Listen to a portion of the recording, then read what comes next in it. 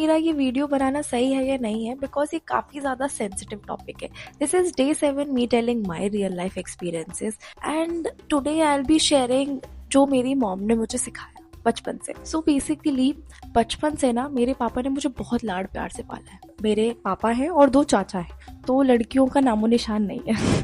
तो जब मैं पैदा हुई थी ना, मुझे बहुत लाड प्यार से रखा गया. बहुत प्यार करते थे, स्पेशली मेरे दादाजी. उन्होंने मुझे एकदम गुड़िया की तरह रखा था. वो जो बोलते नहीं, पापा की परी, मैं घर की परी थी. तो सब लोग ना मुझे चने के झाड़ पे चढ़ा के रखते थे, यहाँ ले जाना, वहाँ ले जाना, वहाँ ले जाना. फिर 4.5 साल बाद मेरी बहन पैदा हो. तो जब छोटा बच्चा घर में आता है ना, तो प्यार बट जाता है. तो मैं ना बहुत चिड़चिड़ी हो गई थी. मेरे अंदर ना एक वो चीज़ आ गई थी, ये लोग इसके पास क्यों जा रहे हैं, इससे बातें क्यों कर रहे हैं, मुझे क्यों नहीं खिला रहे, मुझे खिलाओ. बट ये चीज़ मुझे सिर्फ अपने मॉम डैड की तरफ से फील हुई. मेरे दादाजी की तरफ से मुझे ये चीज़ कभी हिंज भी नहीं हुआ कि नहीं यार, इनका प्यार मेरे लिए कम है. मुझे ऐसा लगता था कि मेरे दादाजी को ये चीज़ रियलाइज थी कि मेरे मॉम डैड तो मेरी छोटी बहन को प्यार करेंगे ही, क्योंकि वो अभी जस्ट बॉर्न बेबी है. बट मैं कहीं मुझे ले फील ना हो, तो वो मुझे सेपरेटली ले जाते थे, घुमाते थे, फिराते थे और सब कुछ कराते थे. मुझे कभी ऐसे अलोन फीलिंग नहीं आने दी. तो वो मेरे लिए एक प्लस फैक्टर भी था.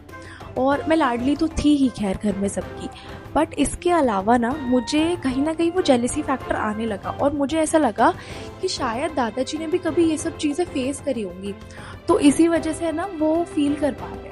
मतलब उस एज में भी मुझे ये चीज़ थी कि दादाजी ने कभी ना ये चीज़ फेस करी होगी, इसलिए उनको ऐसा लग रहा है कि मुझे ना वो मुझे इसलिए स्पेशल ट्रीट कराते हैं. बट आफ्टर सम टाइम ना, जब मैं बड़ी होती गई, when I was 12 years old, first time मेरे दादाजी ने मुझ पे चिल्लाया था, बिकॉज मैंने अपनी छोटी बहन को बेड से धक्का दे दिया था, क्योंकि वो मेरा एक टॉय छीनने की कोशिश कर रही थी. और जब दादाजी ने मुझे डांटा, मुझे ऐसा लगा, अरे यार, इन्होंने मुझे डांट दिया. सीरियसली, ये मुझे कैसे डांट सकते हैं? मतलब मैं तो उनकी लाडली हूँ, मम्मी पापा करते हैं वो ठीक है, बट ये क्यों डांट रहे हैं मुझे? उस दिन मेरे दादाजी ने मुझे बहुत प्यार से समझाया. मुझे समझ कुछ नहीं आया, क्योंकि मेरा बचपन से यही है, जो चीज़ मेरी है वो मेरी है, भले ही वो रिलेशनशिप्स हो, टॉयज़ हो, कुछ भी हो. और ये मेरे साथ अभी भी ये वाला प्रॉब्लम है कि अगर मैं किसी को फ्रेंड मानती हूँ, तो मुझे ये भी नहीं पसंद कि वो मेरा फ्रेंड किसी और से बात करे.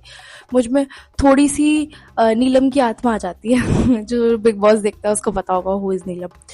तो मेरे अंदर थोड़ी थोड़ी उसकी आत्मा आ जाती है. मैं बहुत पॉसेसिव हो जाती हूँ, क्यों बात कर रहा है भाई, मैं हूँ ना, मुझसे बात कर, मुझसे चीज़ें शेयर कर, उससे बात मत कर. तो मेरे साथ वो वाली चीज़ अभी भी थोड़ी थोड़ी है, कम है बट है. तो उसके बाद ना मेरी मॉम ने मुझे समझाया. मेरी मम्मी ने मुझे बैठा के आराम से समझाया, बेटा तुमसे सबसे ज़्यादा प्यार सब लोग करते हैं, और सबसे ज़्यादा दादाजी ही करते हैं.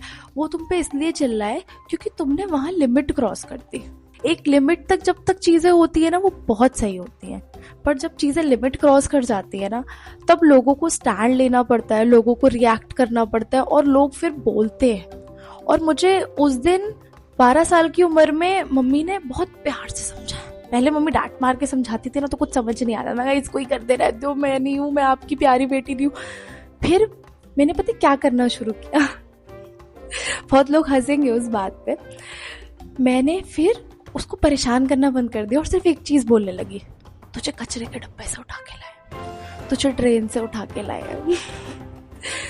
बस मैं ये बोलती थी और मेरी छोटी बहन रोना शुरू कर देती थी, और उसके रोने से मुझे मिलती थी सेटिस्फैक्शन. मम्मी आके बोलती थी क्या हो गया, मैंने कहा पता नहीं मुझे क्या हो गया. बट मेरी छोटी छोटी चीज़ें बड़े होकर अब एक बहुत मेमोरेबल चीज़ बन गई. अब मैं मम्मी को बोलती हूँ, मम्मी भी वो हंसती है कि हाँ ऐसे कचरे से उठा के लाए थे, ऐसे करके लाए थे. तो बहुत ज़्यादा मेमोरेबल मोमेंट्स हो जाते हैं. और अभी मैं बहन को चिढ़ाती हूँ तो मेरी बहन बोलती है, अब मैं वो बच्ची नहीं रही जो इन सब बातों पे रो जाऊंगी, तो अब मत बोलने की कोशिश करना, मुझे पता है मैं मम्मी की ही बेटी हूँ. और अगर कुछ ज़्यादा भी हीट आर्ग्यूमेंट आ जाता तो कहती है DNA टेस्ट करा लो, कराओ DNA टेस्ट. तो the moral of the overall scenario is कि जब तक आप अपनी शैतानी लिमिट में कर रहे हो, तब तक आपको कोई कुछ नहीं कहेगा. भले वो इंसान भी आपको कुछ नहीं कहेगा जो आपसे सबसे ज़्यादा प्यार करता है. बट कोई चीज़ जब आप लिमिट से क्रॉस करके करते हो ना, तो जो इंसान आपसे सबसे ज़्यादा प्यार करता है ना, वो भी आपके अगेंस्ट हो जाता है उस पॉइंट ऑफ टाइम के लिए. और आपको ऐसे लगने लगता है कि जब वो अगेंस्ट हो गया तो पूरी दुनिया ही अगेंस्ट हो गई है. तो ये चीज़ें दिमाग से थोड़ी सी हमें इम्प्रूव करनी चाहिए कि हमसे जो इंसान सबसे ज़्यादा प्यार करता है ना, अगर वो हमारे अगेंस्ट जा रहा है या फिर वो हमें कोई चीज़ समझा रहा है, तो इसका मतलब उसको भी वो चीज़ें हिट कर रही है और कहीं ना कहीं वो चीज़ें हमारे लिए और हमारे फ्यूचर के लिए बहुत सही है। तो कभी कभार हमें चीज़ें बैठकर सुननी चाहिए, समझनी चाहिए और उनसे सीखना चाहिए इंस्टेड ऑफ आर्ग्यूमेंट। मुझे पता है कि कभी कभार हम गुस्से में लोगों की बातें नहीं सुनते हैं, हमारा एंगर इशू बहुत लोगों का बहुत ज़्यादा होता है, मेरा भी बहुत है, इस बारे में हम किसी और दिन बात करेंगे। But the overall scenario is all about कि आपको लोगों की बातें सुननी चाहिए पहले, और अपनी कोई भी शरारत आपको लिमिट में ही करनी चाहिए। अगर लिमिट में होंगी तो बाद में आप फ्यूचर में, जैसे मैं और मेरी फैमिली हंसते हैं उन सब चीज़ों पे कि तुझे यहाँ से लाए थे वहाँ से लाए थे, आप वो मोमेंट एंजॉय कर पाएंगे। बट अगर आप ओवर द लिमिट कोई चीज़ कर दोगे बिलो द बेल्ट जाके, तो वही चीज़ हादसे में बदल जाएगी और वो यादें नहीं रह जाएंगी। फिर वो रहेगा यार वो दिन कभी याद ही ना आए, ऐसा हो जाएगा। तो this is day 7 me telling my real life experiences.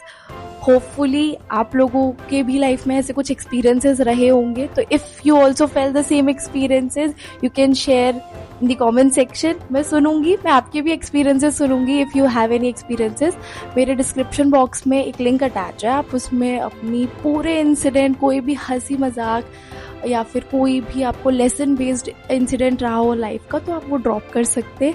And thank you so much for watching guys, bye, see या।